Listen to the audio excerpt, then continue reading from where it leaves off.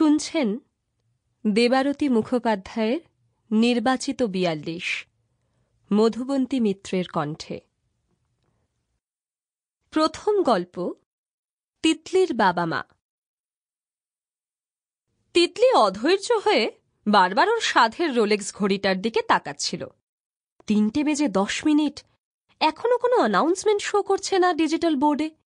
এদিকে আধ ঘন্টা হয়ে গেছে শিডিউলড টাইম পেরিয়ে যাওয়ার পরেও।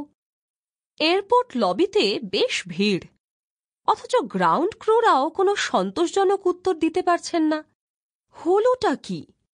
এইরকম তো হয় না। এদিকে বাইরে না বেরোলেও ও বেশ বুঝতে পারছে তাপমাত্রা ধীরে ধীরে শূন্যের নিচে চলে যাচ্ছে। ইস, ভেবেছিল বিকেল বিকেল বাবাকে নিয়ে ঘরে ঢুকে পড়বে, এমনিতেই ঠান্ডার ধাত বাবার, কিন্তু সেই সন্ধে হয়ে যাবে পৌঁছতে পৌঁছতে। তার মধ্যে বরফ পড়তে শুরু করলে তো সোনায় সোহাগা। আরও কিছুক্ষণ অপেক্ষা করে ও আর পারল না। ফোন লাগালো প্রতিমকে। কি গো, দেখা পেলে? ওপাশ থেকে প্রতিমের বিরক্তি মাখানো গলা শোনা গেল। আরে লন্ডনে নাকি ব্লাস্ট হয়েছে, সব ফ্লাইট তাই ডিলে হয়েছে। তোমার কি খবর? তিতলি বেজার মুখে উত্তর দিল, এখানেও তাই, কিছুই বলছে না। অথচ সকালে ব্রেকফাস্ট সেরেই ওরা দুজন যখন দুদেশের দিকে রওনা দিয়েছিল, তখন মনে কত উত্তেজনা ছিল। প্ল্যানের পর প্ল্যান সাজিয়ে বেরিয়েছিল ওরা। পাক্কা ৩.৫ বছর পর বাবাকে দেখবে তিতলি, আর মাকে ৪ বছর পর। মাকে শেষ দেখা সেই বিয়ের পর প্রণাম করতে গিয়ে। মায়ের কাছে ছিল তখন ওরা দুজন কয়েকদিন। মনটা কেমন খুশিতে ভরেছিল সেই কটা দিন। তারপর তো ওরা দুজনেই চলে এলো এই ছোট্ট দেশটায়। ফোন ছাড়া এখন আর কোনো যোগাযোগই নেই।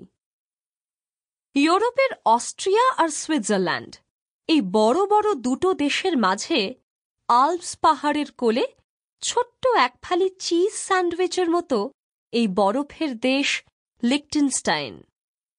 গোটা দেশটা মেরে কেটে ৬০ বর্গমাইল মতো হবে। তার মধ্যে অর্ধেকই বরফে ঢাকা থাকে ১২ মাস। সব মিলিয়ে ৩৫,০০০ও লোক নেই এই দেশে। এই দেশে কোনো গণতন্ত্র নেই।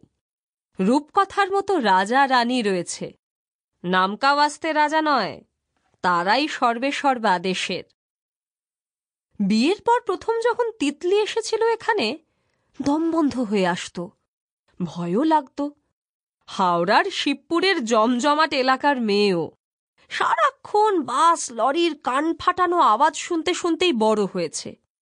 সেখানে হঠাৎ করে এইরকম একটা কাক পক্ষীহীন প্রান্তরে এসে পড়লে কিরকম একটা লাগে না? প্রথম প্রথম ও ঠান্ডায় কাঁপতে কাঁপতে রাস্তার দিকে চেয়ে হাপিত্তেশ করে তাকিয়ে থাকত। ১৫ মিনিট অন্তর একজন পথচারীর দেখা মিলত বড় জোর, তাও হয়তো বরফ সরাতে বেরিয়েছে। পাহাড়ের উপরের দিকে তাকালে সেখানে দুর্গের মতো রাজপ্রাসাদ চোখে পড়ত। মনে হতো ছোটবেলায় পড়া গ্রিম ব্রাদার্সের রূপকথার বাড়ি যেন বইয়ের মলাট ছেড়ে উঠে এসেছে সেখানে। ছুঁচলো চূড়োওয়ালা রাজবাড়িটাকে নিয়ে ও কল্পনায় কত কি না ভাবত। প্রতিম ওর হাঁ করে তাকিয়ে থাকা দেখে হাসত, বলতো, একটু গুছিয়ে নি, তোমায় একদিন নিয়ে যাব তিতু ওই রাজবাড়িতে।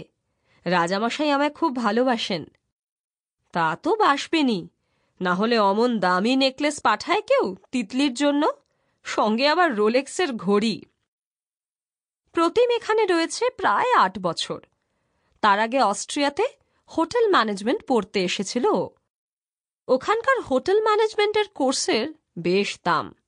পাশ করেই স্টুডেন্টরা সারা ইউরোপের বিভিন্ন দেশের সব বড় বড় হোটেল চেনগুলোয় প্লেসমেন্ট পেয়ে যায়। প্রতিমও পেয়েছিল, কিন্তু চাকরি করার ইচ্ছে ওর ছিল না কোনো কালই। বরং কিছুদিন এদিক ওদিক টুকটাক কাজ করে শটান চলে এসেছিল। Sample complete. Ready to continue?